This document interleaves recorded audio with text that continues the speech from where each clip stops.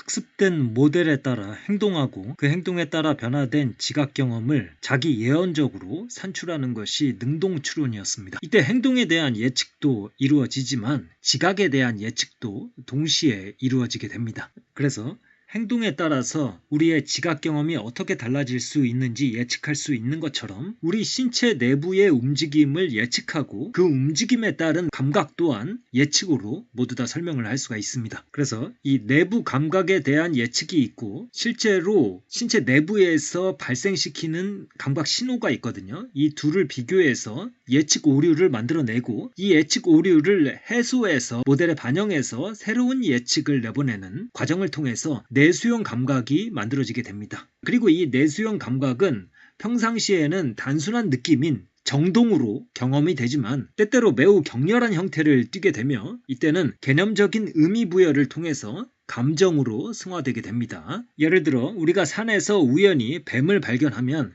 신체적인 반응, 예를 들어서 심장 박동이 빨라지겠죠. 그 다음에 그 신체 반응에 대한 내적인 감각이 생깁니다. 가슴이 두근거리는 느낌 등이 발생을 하고요. 이런 것들이 예측을 통해서 형성이 된다는 것입니다. 다음으로 그러한 내적 상태에 대해서 어떤 의미 부여를 하느냐에 따라 특정 감정 범주에 빠지게 될 것입니다. 예를 들어서 뱀을 처음 본 일반인이라면 자신의 신체 반응과 내부 감각에 내가 산속에서 뱀을 만나 위험에 처했구나 라는 관점에서 의미를 부여하게 되고 공포에 빠지게 될 것입니다. 반면에 뱀을 찾아 헤매던 땅꾼이라면 그 자신의 신체 반응과 내부 감각에 오늘 드디어 일당을 챙기겠구나 라는 관점에서 의미를 부여하게 되고 희열에 빠지게 될 것입니다. 이때 예측은 과거에 쌓아온 것에 기반하여 만들어집니다. 신체 변화에 대한 예측도, 내부 감각에 대한 예측도, 그리고 고차원적인 의미 부여도 모두 과거에 근거합니다. 결국에 과거가 다르면 예측도 다르고 의미 부여도 다르게 되며 결국에는 경험되는 감정도 다르게 구성이 된다는 것입니다. 여기서 의미 부여가 좀 애매할 수 있겠는데요. 오소는 일종의 예측이라고 이해를 했습니다. 베이지 추론으로 치면 가설을 감각에 적용하는 것이고요. 그래서 개념의 범주화, 예측이 시뮬레이션 된다 등등으로 말을 할 수가 있겠는데 예를 들면 이런 것입니다. 갑자기 위에 고통이 느껴집니다. 그러면 이 감각에 대한 해석이 필요하잖아요. 이것은 배고픔이야. 이런 게 바로 의미부여죠. 생성 모델로부터 가설이 생성되면서 감각 데이터의 원인을 추론하는 것. 이 자체가 또 다른 예측이기도 하고요.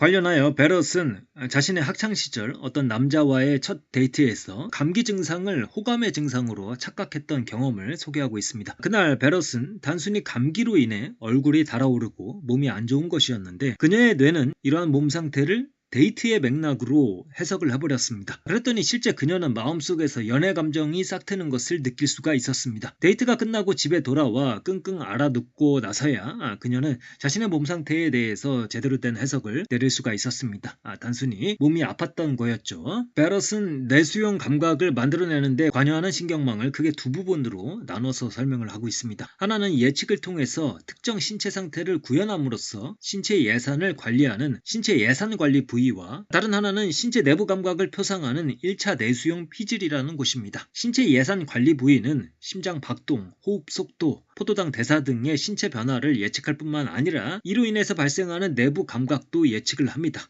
그래서 이 신체 예산 관리 부위가 예측을 발생시키는 동시에 그것을 통해서 신체 예산을 관리하는 부위이다. 그리고 내부 감각에 대한 예측, 즉 내수용 예측은 1차 내수용 피질로 전달되어 입력되는 감각 신호와 비교되어 예측 오류를 만들어내게 되고 이 예측 오류가 다시 생성 모델로 반영이 되겠죠. 그 다음에 최종적으로 내수용 감각으로 완성이 되는 것입니다. 한편 인간은 에너지를 확보하고 확보된 에너지를 사용하며 살아가는 동물입니다. 에너지를 잘 관리하는 데에 생존 여부가 달려있기 때문에 에너지 소비를 잘 예측하는 것은 매우 중요합니다. 이 역할을 신체 예산 관리 부위가 담당하게 됩니다. 생명체를 유지하기 위해 얼마나 많은 에너지가 소비될지를 과거의 경험을 토대로 끊임없이 예측해내는 것입니다. 갑자기 도둑을 잡기 위해 달리는 경찰의 뇌는 예측을 통해 신체의 외적인 움직임을 빠르게 구현하지만 동시에 그 움직임을 위해 필요한 신체 내적인 에너지량을 예측하고 실제 신체적 반응으로 뒷받침하게 됩니다. 그리고 이 맥락에서 정동이 등장합니다. 앞에서 내부 신체의 변화로 인해 발생한 내수용 감각은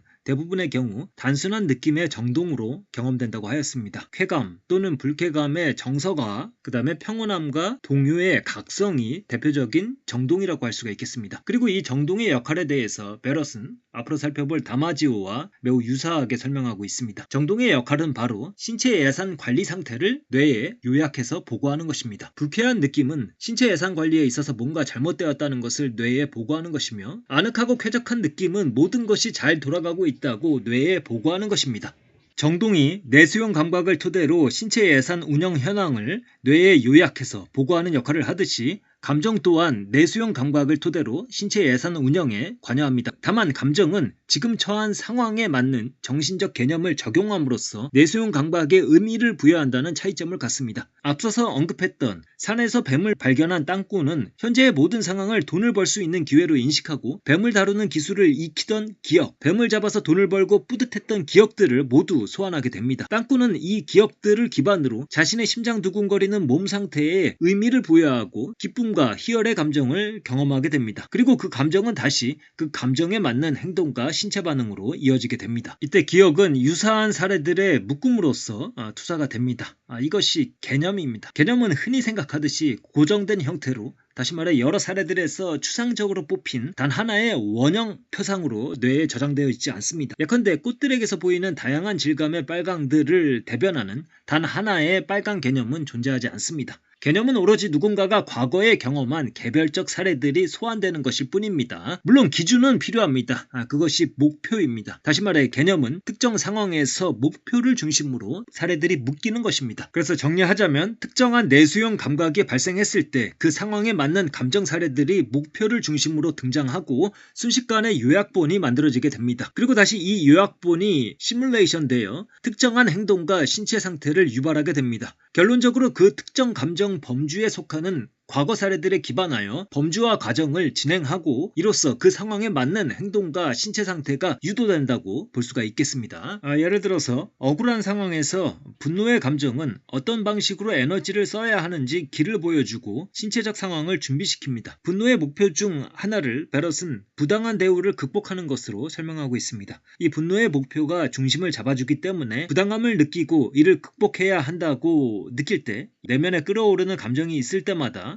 순식간에 분노의 사례들이 뇌 속에서 검색되면서 함께 분노의 범주를 구성하게 되는 것입니다. 다시 말해 부당한 상황에 처한 내 몸이 부들부들대는 증세를 보일 때 분노의 목표를 중심으로 범주화된 사례들이 순식간에 검색되고 가장 적절한 요약본이 만들어져서 그것이 예측으로 시뮬레이션으로 투사됨으로써 그 사람은 분노의 경험을 하게 될 수 있는 것입니다. 이때 분노의 감정은 한 가지 목표에 의해서 구성되지 않으며 다양한 목표들을 가질 수 있습니다. 분노의 감정은 장애물을 극복하는 것에만 도움되는 것이 아니라 부당함에 대한 항거에서 또는 나태함에 대한 엄격한 가르침에서 상황을 바로잡으려는 파멸적인 압제 등에서도 힘을 발휘하게 됩니다. 하나의 감정 안에도 여러 봉우리들이 존재하며 상황에 따라 어느 봉우리에서 사안을 바라볼지가 결정되는 것입니다. 다시 뱀의 사례로 되돌아가서 내용을 정리해 보겠습니다. 뱀이 주변에 있는 듯합니다. 뱀에 대한 과거 정보를 바탕으로 지각적 예측이 시작이 됩니다. 눈으로는 길고 꼬불꼬불 거리는 뱀의 형태를 찾고 귀로는 스르륵 하는 소리를 들으려고 합니다. 그리고 뱀을 실제 발견한 그 순간에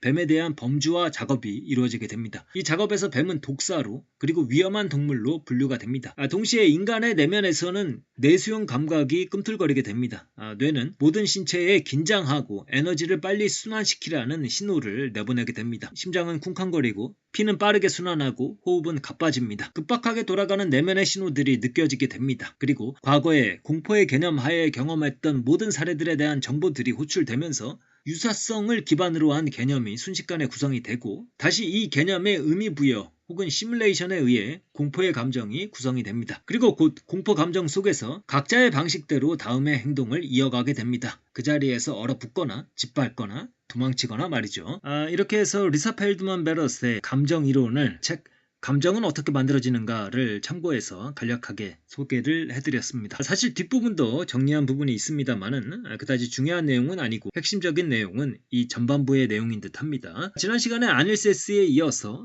감정만을 타겟으로 해서 예측 처리 이론을 어떻게 적용하는지 살펴봤다. 이 정도로 생각하시면 되겠습니다.